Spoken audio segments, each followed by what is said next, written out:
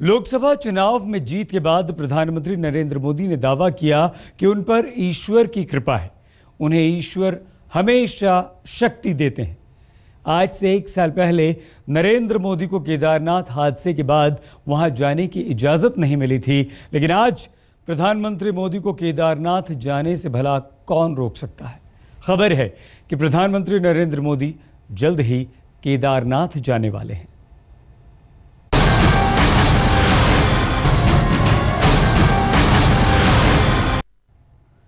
प्रधानमंत्री नरेंद्र मोदी केदारनाथ जाने वाले हैं। सारी तैयारियां पूरी की जा चुकी हैं। ये यात्रा केदारनाथ हादसे के 1 साल बाद होनी है। प्रधानमंत्री केदारनाथ के दर्शन करेंगे और खबर यह है कि 1 साल बाद राहत कार्यों की प्रगति का जायजा भी प्रधानमंत्री नरेंद्र मोदी लेंगे।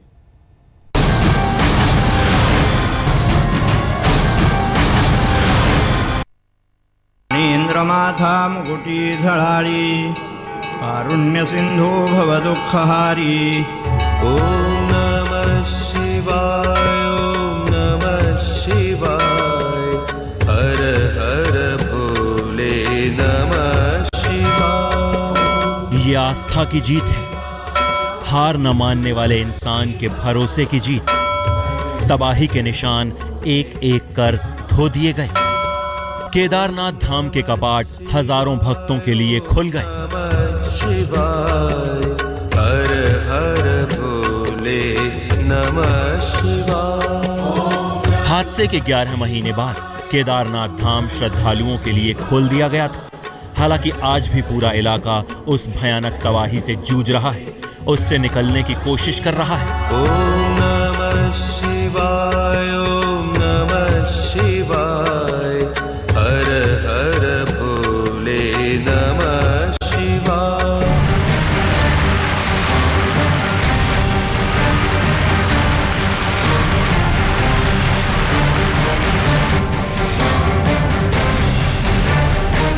जब इस भयानक तबाही के सामने सब कुछ मिट रहा था, भगवान शिव शंकर का मंदिर केदारनाथ धाम में अपनी जगह खड़ा रहा।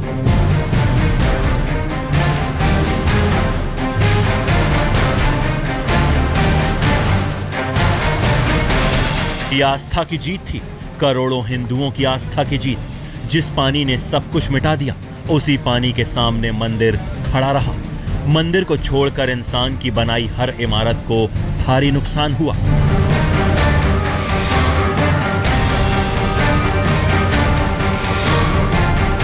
इस भयानक हादसे को 1 साल बीत गया।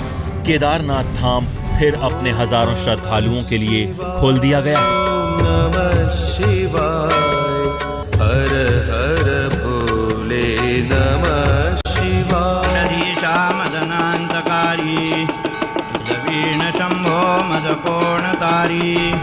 प्रधानमंत्री नरेंद्र मोदी की केदारनाथ में आस्था जग जाहिर है। खबर है कि प्रधानमंत्री नरेंद्र मोदी भी केदारनाथ जाने वाले हैं। उत्तराखंड की आपदा के बाद नरेंद्र मोदी ने केदारनाथ के मंदिर का पुनर्निर्माण कराने की पेशकश की थी, लेकिन तब उनकी ये पेशकश मंजूर नहीं हुई थी, क्योंकि उस वक्त वो सिर्फ गुजरात के मुख्यमंत्री थे। लेकिन अब नरेंद्र मोदी देश के प्रधानमंत्री हैं और उन्हें ये पता है कि श्रद्धालुओं के लिए केदारनाथ से पवित्र स्थान कोई नहीं है। इसलिए अगर वहां जाकर वो दर्शन करते हैं तो इससे उनके समर्थकों में बेहद अच्छा संदेश जाएगा।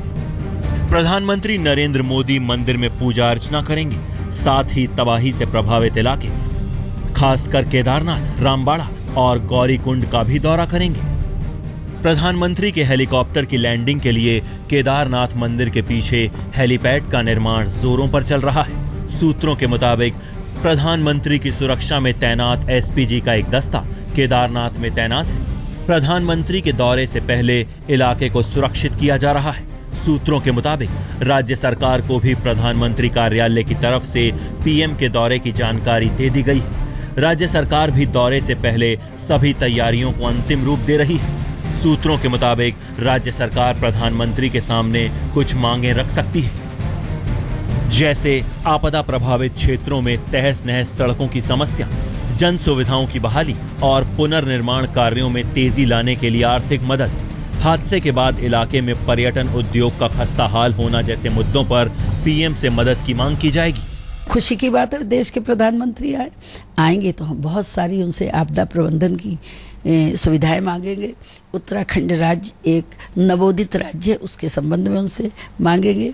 यहाँ की हालत, सड़क, बिजली प्रमुख रूप से हमारी आवश्यकता है। सड़कों का हाल खराब है, राष्ट्रीय राजमार्गों का हाल खराब है। इन सब पर और बहुत सारी चीज़ें जो छूट गई हैं आपदा प्रबंधन से संबंधित, वो ऐसे मांग पत्र हम लोगों के पास तैयार हैं। हादसे के बाद तबाह हुए राज्य के पुनर्निर्माण के लिए केंद्र सरकार की तरफ से करीब 7,000 करोड़ रुपए और प्रधानमंत्री राहत कोष से 154 करोड़ और राज्य सरकार की तरफ से करीब 100 करोड़ के राहत पैकेज का ऐलान किया गया था।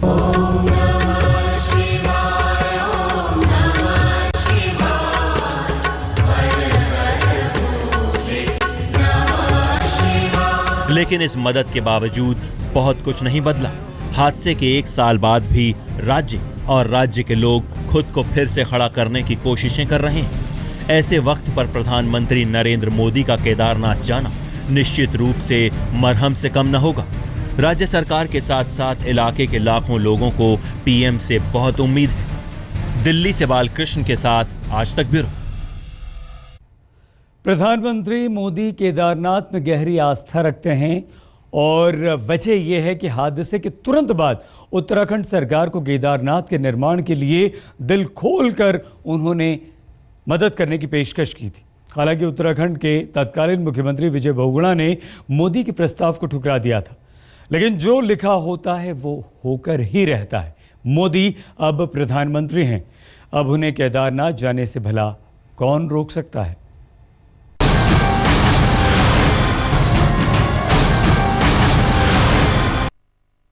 केदारनाथ मंदिर का जो परिसर है उसको आधुनिक रूप से निर्माण करने के लिए गुजरात पूरी जिम्मेवारी लेने के तैयार है। नरेंद्र मोदी की केदारनाथ में आस्था को कौन नहीं जानता। तबाही के तुरंत बाद मदद के लिए खुले दिल से सामने आए। मंदाकिनी के कहर की भयानक तस्वीरें जब देश ने देखी तो सब सन्न रह गए।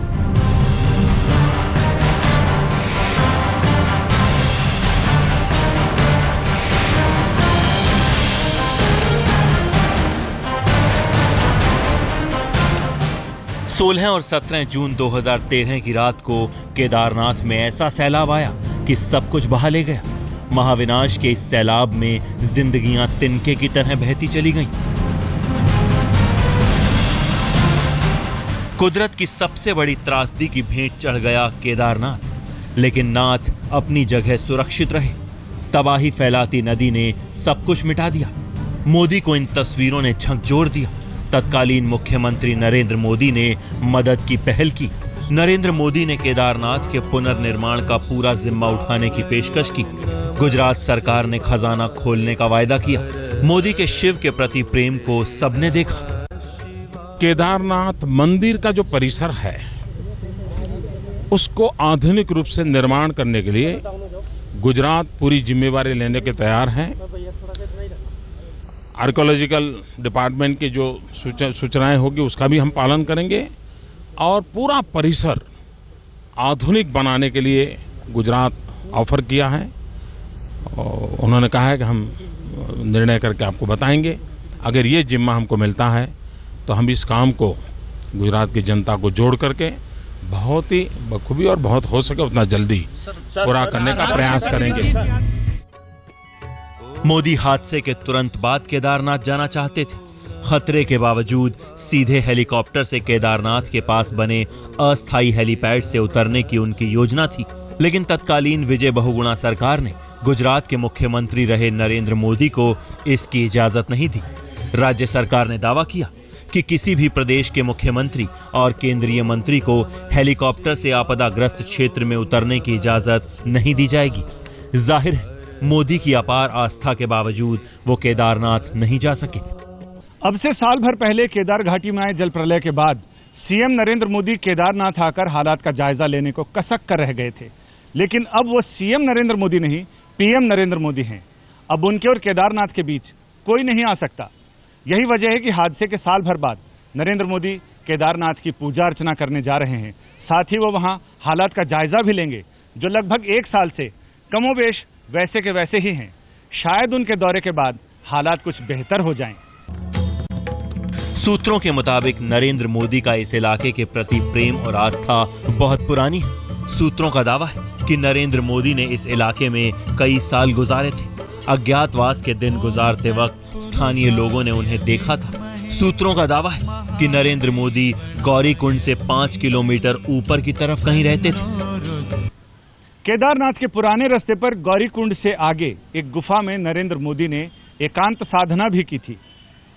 स्थानीय लोग बताते हैं कि केदारनाथ में मोदी की अगाध श्रद्धा है और वहां एकांत साधना यानी तपस्या भी की। कभी कभी वो चाय की दुकान पर आते थे चाय पीने, तब लोग चर्चा करते थे कि यह आरएसएस का प्रचारक है जो यहाँ आध्यात्मिक साधना के लिए आया है, और एकांत गुफा में वो घंटों ध्यान में रत रहते थे और अपनी साधना करते थे।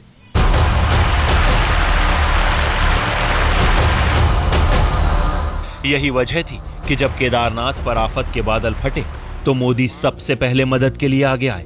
गुजरात सरकार ने इलाके में फंसे अपने राज्य के नागरिकों के लिए उस वक्त विशेष सुविधाएं तत्काल मुहैया कराई थी।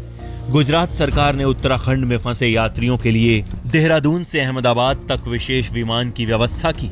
इतना ही नहीं, मोदी की पहल पर देहरादून से अहमदाबाद के लिए नियमित रूप से 130 सीटों वाले 2 विमान चलाए गए। वहां फंसे राज्य के लोगों को सुरक्षित निकाला गया।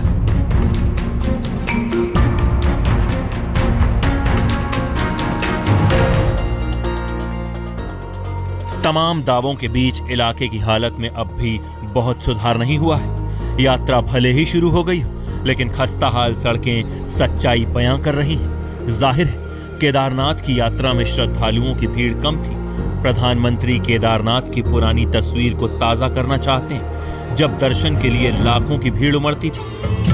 ओम तत्पुरुषाय विद्महे महादेव। मोदी सरकार हर हाल में केदारनाथ यात्रा को सुरक्षित बनाना चाहती है। त्राहिमाम से घायल वादियों में बेखौफ मंत्रोच्चारण चाहती है। केदारनाथ की पुरानी गरिमा को फिर से जीवित करना चाहती है। ओम तत्पुरुषाय विद्महे महादेवनाय धीमहि। हरिद्वार से संजय शर्मा के साथ आज तक ब्यूरो। प्रधानमंत्री नरेंद्र मोदी जब केदारनाथ पहुंचेंगे तो तमाम सवाल उनका इंतजार कर रहे होंगे। आखिर हादसे से जूझ रही सरकार और जनता को मोदी से बहुत उम्मीदें हैं। खासकर वहां की जनता मोदी से कई उम्मीदें लगाए बैठी है।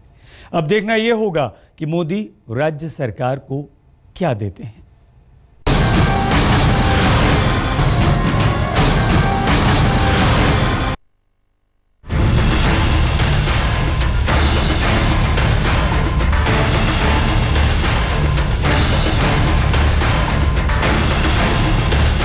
केदारनाथ में हुई तबाही के 1 साल पूरे हो गए, लेकिन इस इलाके में अजीब सी सिहरन और खामोशी नजर आती है।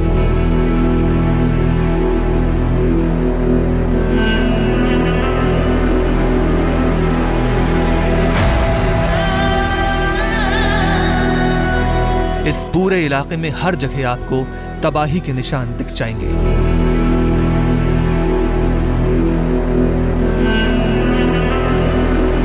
बीते 20 साल की भयावह आपदा और उससे हुई भयानक क्षति के बाद हालात को पटरी में लाने की जोरदार कोशिशें हो रही हैं। लेकिन 1 साल बाद हाल बड़ी हद तक वही ढाक के 3 पात जैसा दिखता है। जानकारों का मानना है कि पिछली आपदा से सबक लेने की बात कहते हुए अब तक जितने भी नए कदम उठाए गए हैं, उनमें से अधिकांश ऐसे हैं जिनसे यात्रा की काम चलाऊ व्यवस्था तो हो सकती है, लेकिन दूरगामी नजरिए से उनकी सफलता को लेकर ठोस दावे नहीं किए जा सकते। नरेंद्र मोदी केदारनाथ की यात्रा में आएंगे तो उनके सामने तमाम सवाल मुंह बाए खड़े होंगे। पीएम चले केदारनाथ, हाशिए पर पड़ा पर्यटन उद्योग। आर्थिक रूप से भले ही यहाँ करोड़ों खर्च हो रहे हों, लेकिन स्थानीय लोगों की कमर टूट गई है। पर्यटन उद्योग चरमरा गया है। केदार घाटी के होटल व्यवसायियों के माथे पर इन दिनों चिंता की लकीरें साफ देखी जा सकती हैं। वजह है केदारनाथ में पिछले साल हुई तबाही, जिसके बाद पर्यटकों ने इस जगह से ऐसा मुंह मोड़ा कि साल भर बाद भी पलट के नहीं देखा। अब उन्हें सरकारी मदद का इंतजार है। पूरे इलाके के 400 होटल मालिकों को अब मोदी से ही आस है। केदारनाथ में हुई तबाही के साल भर बाद भी लोगों के मन में खौफ इतना ज्यादा है कि उन्होंने इस साल इस इलाके से ही दूरी बना ली है। इसी के चलते इस इलाके के लगभग 400 से ज्यादा होटल के मालिकों की कमाई पर इससे खासा असर पड़ा है और इसी वजह से इस घाटी के इन सभी होटलों पर आपको ताले लटके हुए दिख जाएंगे। पीएम चले केदारनाथ, कैसे बहाल होगा सड़क मार्ग? हादसे के बाद पूरी तरह से चरमराई परिवहन व्यवस्था को अब तक दुरुस्त नहीं किया जा सका है। केदारनाथ में आई प्रलय ने सड़कों को भारी नुकसान पहुंचाया। पूरा मार्ग कई जगह ढह गया। खासकर ऋषिकेश बद्रीनाथ के बीच कई जगहों पर भूस्खलन से सड़कों का हाल बुरा है। इसके अलावा रुद्रप्रयाग से सोनप्रयाग तक केदारनाथ राजमार्ग कई स्थानों पर जोखिम भरा है। मलबा साफ करने के लिए मदद की खास जरूरत है। लोगों की मांग है कि यात्रा मार्गों पर चेतावनी प्रणाली का विकास होना चाहिए। मौसम की पूर्व सूचना की व्यवस्था। जरा सोचिए, अगर हादसे से पहले लोगों को मौसम के खराब होने की जानकारी मिल जाती तो हजारों की जान बचाई जा सकती थी। पहले ही पता चल जाता कि यहाँ बादल फटने की आशंका है, लिहाजा इलाके में मौसम संबंधी जानकारियां देने के लिए रडार लगाने की मांग की जाएगी। आपदा से निपटने के लिए कारगर तैयारी। केदारनाथ की त्रासदी तो एक झटके में आई, लेकिन राहत और बचाव कार्य पूरे 2 महीने तक चले। इसके बावजूद हजारों की मौत हुई। सवाल उठता है कि क्या देश इस तरह की त्रासदी से निपटने को तैयार नहीं है? जानकारों के मुताबिक हादसे के बाद बड़ी संख्या में लोगों की मौत हुई क्योंकि वक्त रहते उनके पास सुविधाएं नहीं पहुंची। आज तक इलाके में नरकंकाल मिल रहे हैं। साफ है, कारगर मशीनरी रहती तो ये हाल न होता। मोदी जब केदारनाथ पहुंचेंगे तो उनके सामने लोगों की जरूरतों से सामना होगा। सरकार राहत काम के लिए बड़ी आर्थिक मदद की उम्मीद लगाए हुए है। लोगों को उम्मीद है कि मोदी इस इलाके के हालात को बदल कर रख देंगे। दिल्ली से रवीश पाल सिंह के साथ आज तक ब्यूरो। उत्तराखंड की सरकार को इन हालात से निपटने के लिए करीब 10,000 करोड़ रुपए की मदद मिली, लेकिन बड़ा सवाल यह है कि क्या हमने उस त्रासदी से कुछ सीखा है या फिर कुछ सीखने के लिए अगले हादसे का इंतजार हो रहा है। अभी तक लोगों के मिलते नरकंकाल सरकार के दावों की हवा निकाल रहे हैं।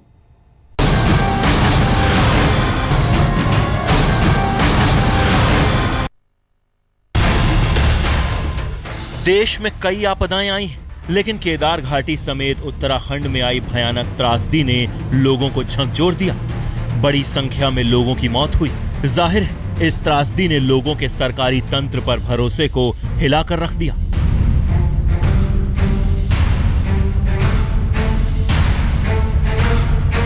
सबसे बड़ा सवाल संकट को भांपने और फिर बचाव और राहत के मोर्चे पर भी बुरी तरह पस्त पड़ने का है।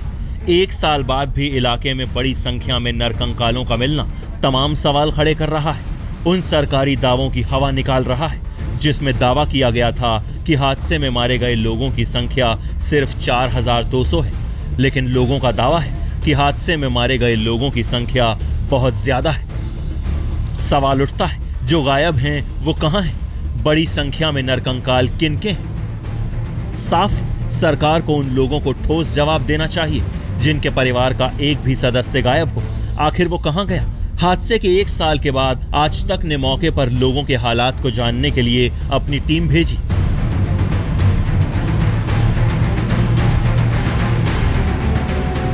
सूत्रों के मुताबिक ऐसे हजारों लोग हैं जिनका कुछ पता नहीं लग रहा। स्थानीय लोगों का दर्द भी कम नहीं है। गांव के गांव उजड़ गए। सैकड़ों स्थानीय लोग भी गायब हैं। जो यात्रियों को लेकर केदारनाथ गए थे वो आज तक वापस नहीं लौटे। जिस हादसे में इतनी संख्या में लोगों की मौत हुई हो, जाहिर है उसके बाद सवाल खड़े होंगे ही। सबसे बड़ा सवाल ये है कि हादसे के बाद हमने क्या सबक सीखा। सरकार ने कुछ सबक तो सीखा है, लेकिन क्या ये पर्याप्त है? पहला सबक, हादसे के बाद यात्रियों की पंजीकरण व्यवस्था शुरू हुई। दूसरा सबक, पुलिस और सेना के साथ तालमेल के लिए पहल। तीसरा सबक, यात्रा मार्ग में 70 से ज्यादा अस्थायी पुलिस चौकियों के साथ 100 आपदा प्रबंधन केंद्र भी खोले गए। चौथा सबक, यात्रा के वक्त डॉक्टरों को बहाल किया गया। हालांकि आपदा प्रबंधन विभाग को फौरी इंतजामों के बजाय स्थायी उपायों पर जोर देना चाहिए।